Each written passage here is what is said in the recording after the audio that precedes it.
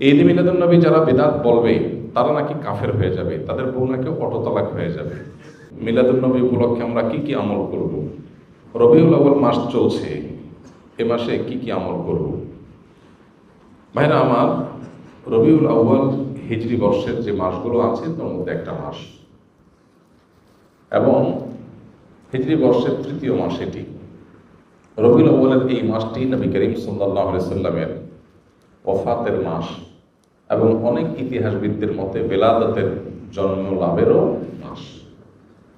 যদি নবী আলাইহিস সালামের জন্মের তারিখ, অ্যাকচুয়াল টাইম, মাস, এটা নিয়ে অনেক মত পার্থক্য আছে। এখন কেউ বলতে পারেন মত পার্থক্য কেন আছে?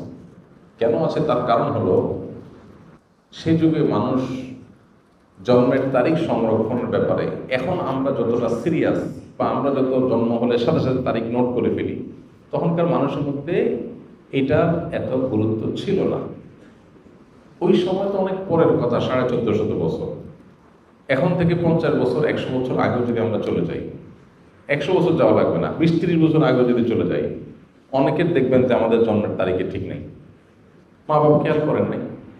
বাট এখন মানুষ অনেক এলাকা গ্রামে একদম তারিখটা লিখে রাখে, কারণ জন্ম নিবন্ধন তো করতে হয়। তো আগে যত পিছনে যাবেন এটার তত গুরুত্ব ছিল না।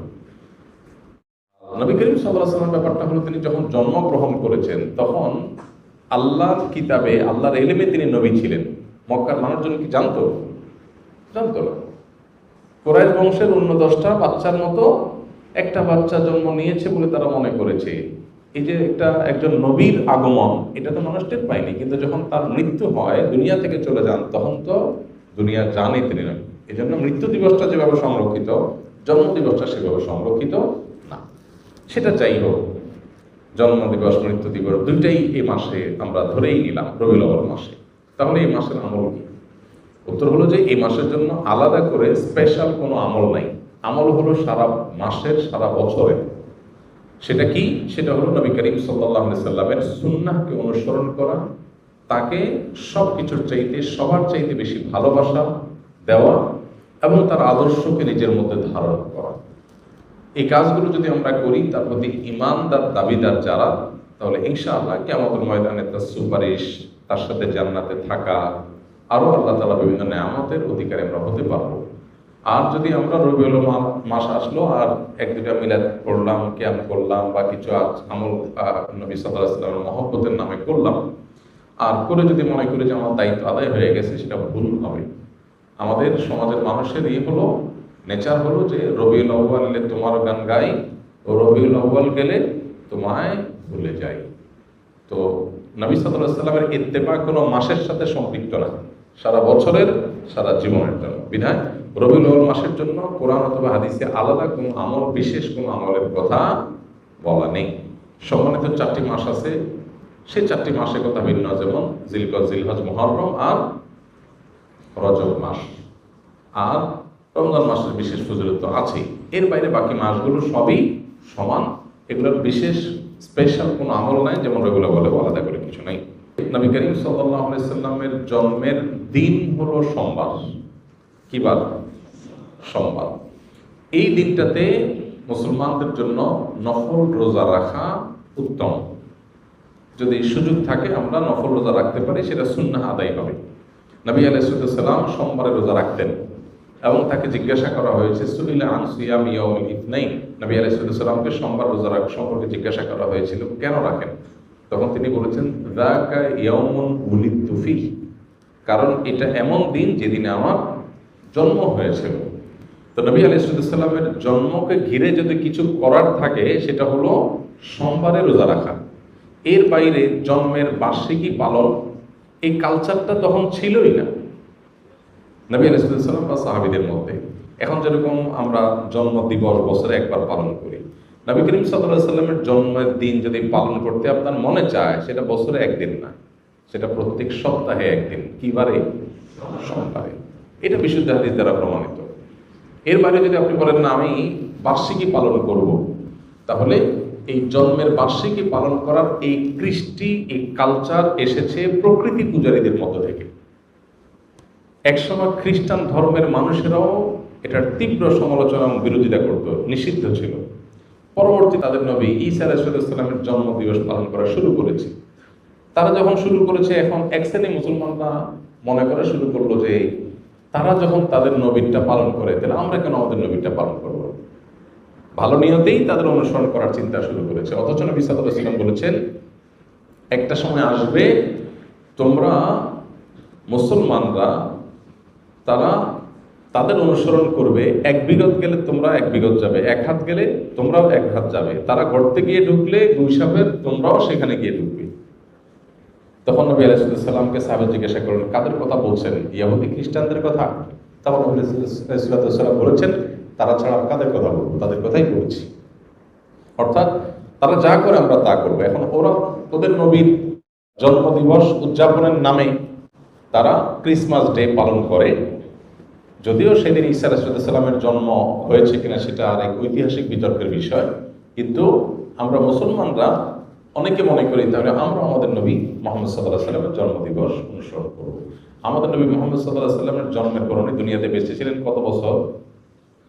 63 বছর। ওনার মৃত্যুর পর সাহাবীরা প্রায় শতবর্ষের মতো, সর্বশেষ সাহাবী দুনিয়া থেকে যাওয়ার ইতিহাসটা প্রায় কয়েক যুগ শতবর্ষের মতো, এবং খোলাফায়ে রাশেদা তারপরে দুনিয়াতে বেঁচে ছিলেন কত বছর? 30 বছর। তাহলে শুধু খোলাফায়ে রাশেদের কথাই যদি বলি, নবী আলাইহিস সালামের 63 আর 4 খলিফার 30, তাহলে কত হয়? 93 বছর।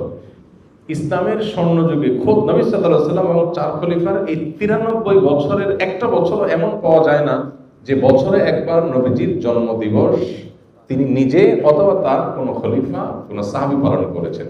তো তাদের চাইতে কি আমরা তাকে বেশি ভালোবাসি? আল্লাহ কোরআনে যাদের প্রশংসা করেছেন তার নবীর অনুসারী হিসাবে, তো তিনি নিজে যেটা করেন নাই, তার খলিফারা যেটা করেন নাই, তার সাহাবীরা যেটা করেন নাই, এখন খ্রিস্টানদেরটা দেখে দেখে আমরা করব, এটা ইসলাম না, এটা ইসলামের নামে বিভ্রান্তি। আল্লাহ আমাদেরকে বোঝার তৌফিক দান করুন।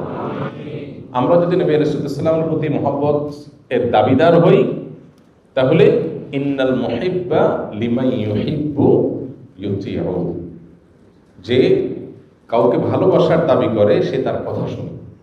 তো নবী সাল্লাল্লাহু আলাইহি ওয়াসাল্লামের কথা যদি শুনি আমরা, তাহলে ইহুদি খ্রিস্টানদের সাথে মিল রাখতে হবে নাকি বেমিল?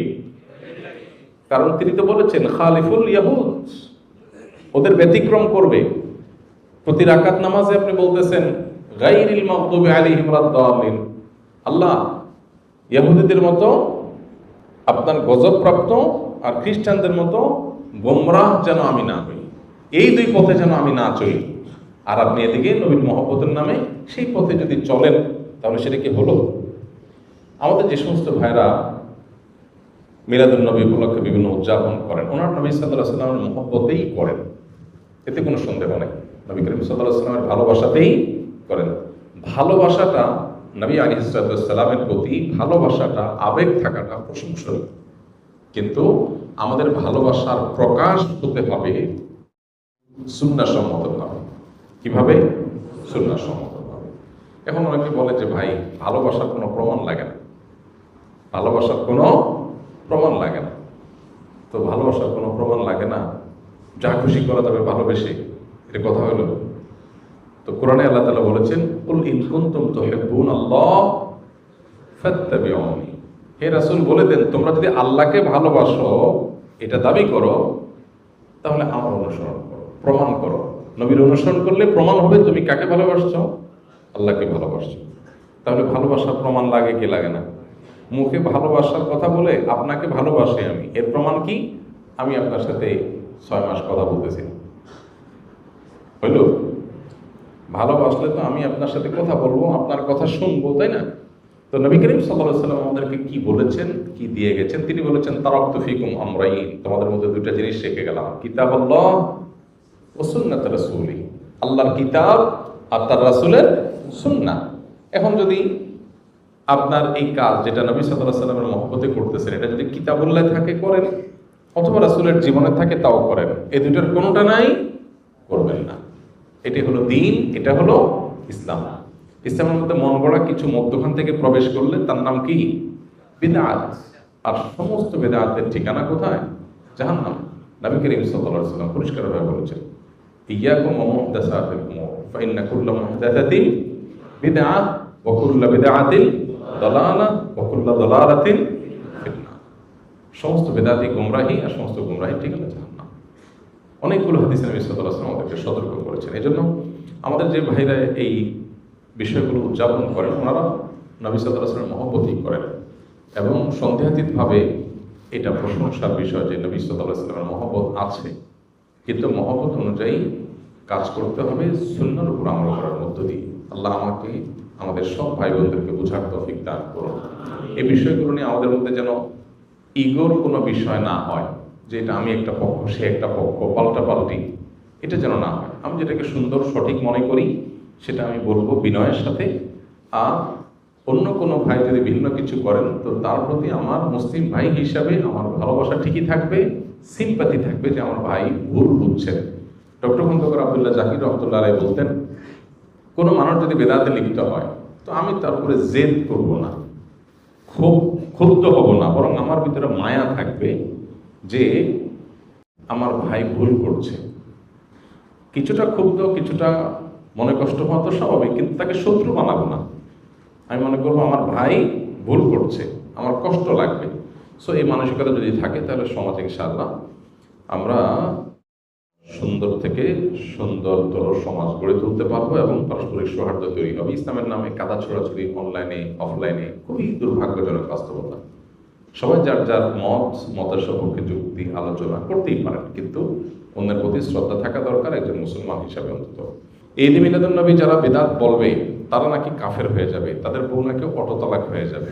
মূলত যারা এই টাইপের কথা বলেন ওনাদের মূল দাবিটা থাকে এরকম যে নবীর যদি কেউ দুশ্মন হয়, নবীর দুশ্মনী করে, নবী সাল্লাল্লাহু আলাইহি সাল্লামের প্রতি যদি কেউ গোস্তাখি করে, বেয়াদবি করে, অমর্ণাকার কিছু করে, তাহলে তো ঈমান চলে যাবে, ঈমান গেলে তো বউ তালাক হয়ে যাবে।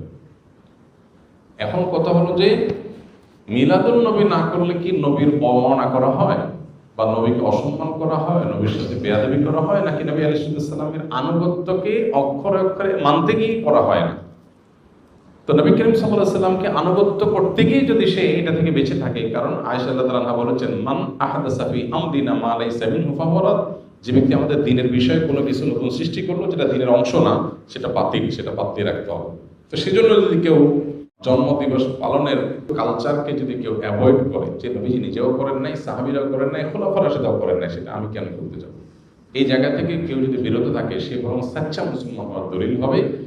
বাকি নবীর দুশ্মনী করলে তার জন্য এই কথা ঠিকই আছে, কিন্তু কেউ মিলাদ না পড়া মানে সে নবীর দুশ্মন, এটা তো বড় মুশকিল কথা।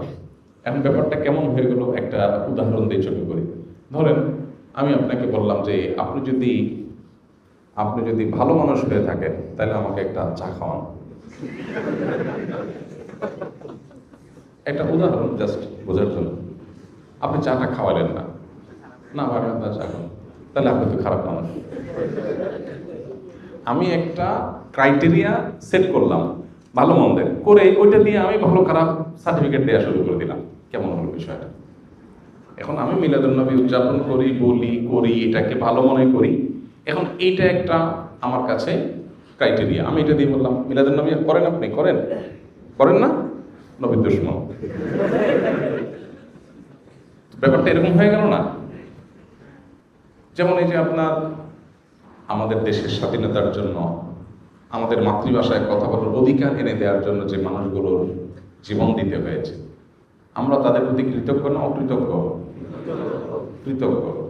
মাল্লাম ইয়াশকুরিন নাস লাম ইয়াশকুরিল্লাহ। বান্দা শুকর আদায় না করলে আল্লাহ শুকরও আদায় হয় না। তো যাদের মাধ্যমে আমরা দেশ পেয়েছি, মায়ের ভাষায় কথা বলার অধিকার পেয়েছি, তাদের প্রতি জুলুম হয়েছে, আমরা অবশ্যই তাদের প্রতি কৃতজ্ঞ। কৃতজ্ঞতা আদায় করে আমরা তাদের জন্য মনের ভেতর থেকে দোয়া করি, আল্লাহ আপনি তাদেরকে মাগফিরাত দিয়ে জান্নাতের আলা মাকাম দান করেন। এখন আপনি বলতেছেন ভাই